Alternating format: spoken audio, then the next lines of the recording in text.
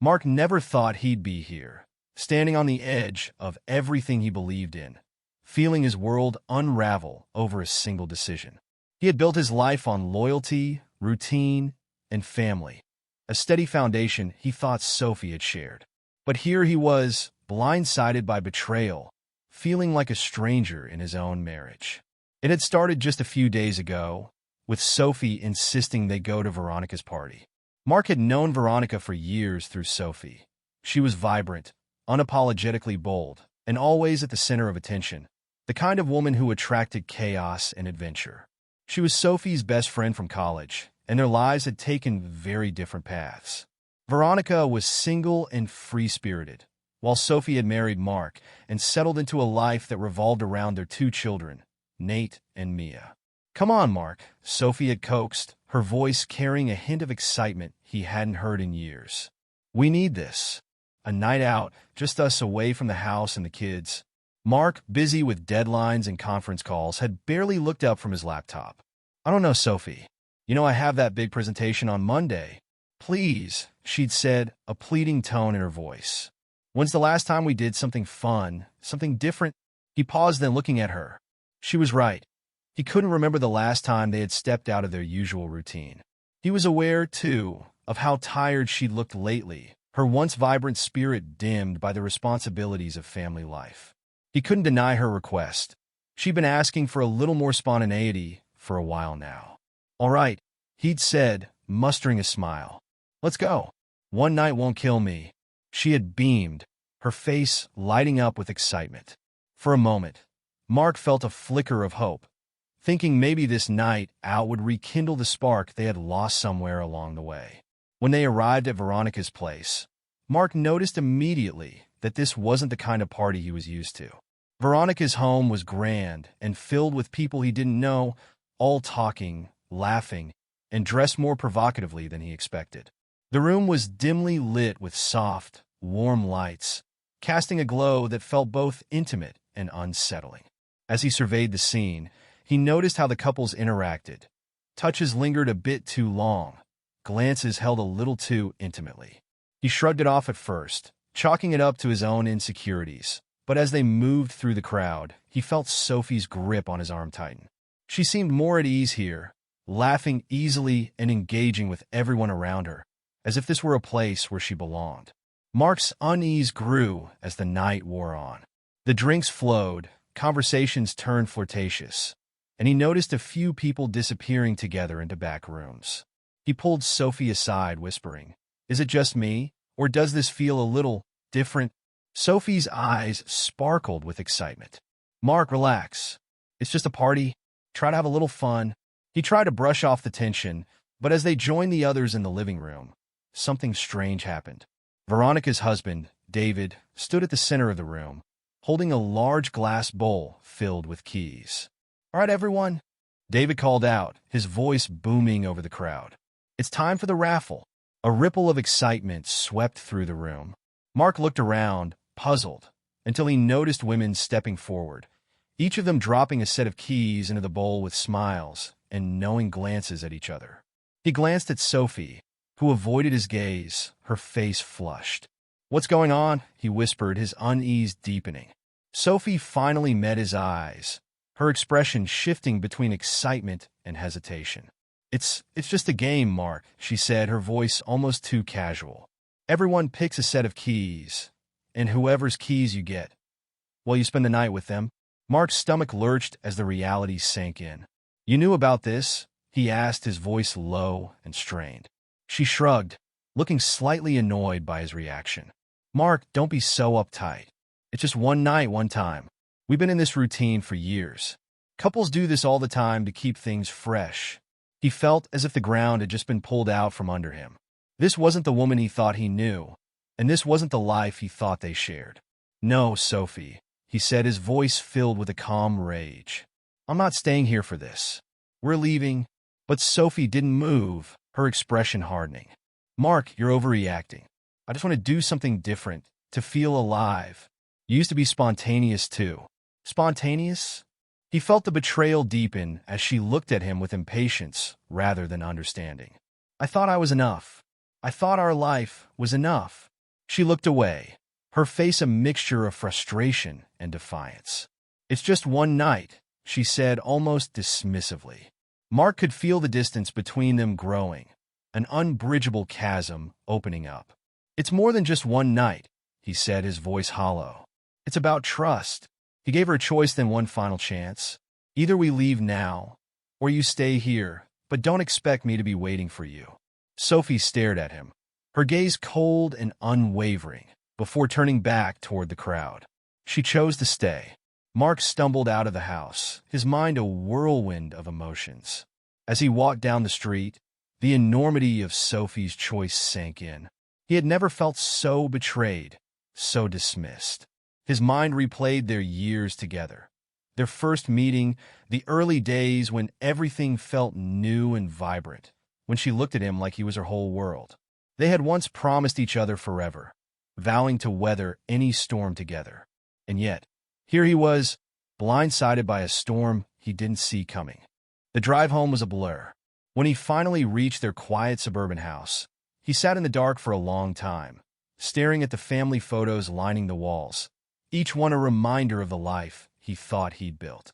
A life that felt, in this moment, like a cruel illusion. In that dark silence, Mark felt the weight of his own choices. Had he been too focused on work? Had he taken her for granted, assuming she would always be there? He remembered moments when she had seemed distant, but he had brushed them aside, telling himself that every marriage went through phases. He had never thought it would lead to this. But then there was Sophie. He knew she had struggled with the demands of motherhood, often feeling confined by the roles she had embraced. He had seen her longing for more, her desire for adventure, but he hadn't thought it would lead her down this path. She had always been the free-spirited one, the dreamer, and he had loved that about her. But now, that same desire for something more had driven a wedge between them. The following morning, Mark woke to a series of missed calls from Sophie. He ignored each one, his mind still clouded by the pain of her betrayal. When she called again, he finally answered, his voice cold and detached. "Mark," she began, her voice soft, almost pleading. "I'm sorry about last night. I just wanted something different, something exciting." "Something exciting?" Mark's voice shook with anger. "So you decided to throw away everything we built together for a night of excitement? Do you have any idea what that did to me? Please, try to understand," she said, her voice breaking. "It wasn't about you. I just needed something more. I didn't mean to hurt you." "But you did," he replied, struggling to keep his voice steady. "You hurt me in a way I didn't think was possible. You chose a stranger over me. You chose a night of fun over our family." She was silent, and he could almost hear her grappling with the weight of her decision. I wanted to feel alive again, Mark. It wasn't supposed to mean anything, but it does mean something," he said, his voice firm. "It means you're willing to throw away our marriage for a fleeting thrill. And I can't live with that." He hung up, feeling an emptiness settle over him. Sophie's choice had shattered the foundation of trust they'd built, and there was no going back. Mark sat in the dim light of his hotel room that evening, staring at his phone, the recorded conversation from the night, before playing over and over in his mind. The pain was still raw, a constant, gnawing ache that wouldn't let him think clearly. He had once trusted Sophie completely, but now, every word she'd said at that party felt like a knife twisting in his chest. With each passing hour, he felt a surge of anger rising within him, a rage he'd never experienced before. He knew he needed to take control, to protect himself and their kids from the chaos Sophie had unleashed. The next morning, Mark called Kyle, his best friend since college and a successful family lawyer. Kyle had been through his own rough patch with his ex-wife and knew better than anyone the devastation of betrayal. He picked up on the first ring. "Mark, what's going on? You sound terrible. Things with Sophie, they went wrong. Really wrong." Mark took a deep breath and laid it all out. The party, the betrayal, Sophie's refusal to leave, and the hollow, painful words she'd said afterward. Kyle was silent for a moment, and then he spoke, his voice steady and resolute. "I know it's painful, Mark, but listen to me. You need to get ahead of this. We're going to make sure you're protected, and that you don't lose more than you already have." Mark felt a strange sense of relief, a glimmer of hope that he could find a way through this. What do I need to do? First, gather evidence, Kyle instructed. Anything that shows Sophie's intentions, her behavior, her disregard for your marriage. Keep everything you have. That recording from last night? Don't delete it. And start documenting every interaction you have with her. Mark nodded, mentally bracing himself for the steps he knew he had to take. Kyle continued, outlining what Mark needed to do to protect his assets and prepare for a custody battle. Each step felt like a confirmation that his marriage was ending, but he knew it was necessary. The morning after the party, Sophie woke up feeling empty. The thrill of the night before had faded, leaving behind a hollow ache she couldn't ignore. She rolled over, reaching for her phone, hoping for a message from Mark. But there was nothing, no calls, no texts. For the first time in years, Sophie felt truly alone. She replayed the events of the night in her mind, trying to justify her actions, but the weight of what she'd done sank deeper. She had betrayed not just Mark, but also the family they had built together. Desperate, she dialed his number, waiting as it rang, her heart pounding as she prayed he would pick up. When he finally answered, his voice was colder than she had ever heard. "What do you want, Sophie?" he asked, each word heavy with anger. "I'm sorry, Mark," she whispered. "I didn't mean for any of this to happen. I needed something. I needed to feel." "To feel what, Sophie? Alive? Excited?" He interrupted her, his voice laced with bitterness. "And you thought that would be worth throwing everything away? Our marriage? Our family?" Sophie tried to explain, but Mark's silence cut through her words. She could feel him slipping away, the wall between them growing stronger. She begged him to come home, but he only repeated the cold reality of her choices. That evening, Sophie sat in the empty house, looking at the photos on the wall, images of her and Mark, smiling with their kids, memories of a life that now felt like a dream. The loneliness pressed down on her, and she realized the gravity of what she had sacrificed. She could feel herself breaking, regretting every decision that had led her to this moment. Mark met with Kyle later that week, discussing the next steps with a clarity and focus he hadn't felt in days. Kyle had arranged for a financial advisor to help Mark protect his assets, securing his savings and documenting everything he and Sophie had jointly owned. They spent hours combing through every detail, preparing for the fight ahead. Kyle encouraged Mark to file for divorce, emphasizing the importance of acting quickly. "The sooner we make it clear where you stand, the better. Custody, finances, the house, you need to be in control of this." With a heavy heart, Mark agreed. He filed for divorce the next day, setting in motion a series of legal steps that would reshape his life and his family's future. It was a painful process, but he clung to the hope that he could rebuild his life, even if it meant leaving behind everything he had once thought was unbreakable. Meanwhile, Sophie's life began to unravel. News of the divorce reached her quickly, and the reality of what she'd lost hit her with full force. The home that had once been filled with warmth and laughter now felt cold and empty. She tried calling Mark, begging him to reconsider, but he refused to answer. When she received the official paperwork, she felt a wave of despair. She hadn't thought Mark would go this far. She hadn't imagined he would leave her. She realized, too late, that her impulsive decision had cost her everything. The custody battle was brutal. Mark presented the evidence he had gathered, including the recorded conversation, highlighting Sophie's betrayal and disregard for their family. Her actions that night became a focal point in the case. And as the legal proceedings unfolded, it became clear that the court favored Mark's stability and commitment to the children. Sophie fought back, but with each passing day, her resolve weakened. The more she tried to justify her actions, the more she was confronted with the harsh truth of her decisions. The house, the kids, the life she had known, all of it slipped through her fingers, a reminder of what she had destroyed in a single night. In the end, Mark won primary custody of Nate and Mia, while Sophie was granted limited visitation. The house remained with Mark, a sanctuary where he could rebuild his life with his children, free from the shadows of betrayal. Months passed, and Mark found a new rhythm in his life. He devoted himself to his kids, creating a stable, nurturing environment that helped them heal from the turmoil of their parents' separation.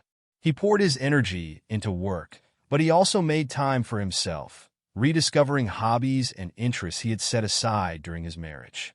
He found solace in the quiet moments with Nate and Mia, reading bedtime stories, playing catch in the backyard, and watching them grow, their laughter filling the house once again. Mark realized that, despite everything he had lost, he still had something worth holding on to. With time, Mark began to feel at peace. He had faced betrayal and heartbreak, but he had come through stronger, more resilient. He knew now that he deserved happiness, that he could build a life of his own, one where he could be true to himself and his values. As for Sophie, she struggled to adjust to her new reality. She tried to rebuild her relationship with her children, reaching out to them during her limited visitation days, hoping they would forgive her. She worked hard to prove that she could be a responsible mother, that she could learn from her mistakes. In her moments of solitude, Sophie reflected on her choices, realizing that her pursuit of excitement had led her down a path of destruction. She had lost her family, her sense of security, and the love of the man who had once meant everything to her. But she was determined to rebuild, to find a way forward, even if it meant starting over from nothing. Sophie's journey was one of humility and self-reflection. She recognized the damage she had caused and sought redemption, not just for Mark's forgiveness, but for her own sense of worth. She understood now that happiness couldn't be found in fleeting thrills, that true fulfillment came from commitment, trust, and the love of family. Mark and Sophie's lives had changed irrevocably, shaped by choices that could never be undone. But as time passed, they each found a measure of peace. Mark's weekends with Nate and Mia became sacred, a time when he could cherish the bond he shared with his children. He had lost much, but he had gained a deeper understanding of himself, a strength he never knew he possessed. Sophie, meanwhile, found herself on a path of redemption. She learned to value what truly mattered, realizing that her search for excitement had cost her the stability she once took for granted. Though she knew she could never undo the past, she worked tirelessly to rebuild her connection with her children, hoping that, one day, they might understand the lessons she had learned. In the end, they both emerged from the wreckage of their marriage with a renewed sense of purpose. Mark's resilience and Sophie's humility became the foundation of their new lives, separate yet forever intertwined by the family they had once shared.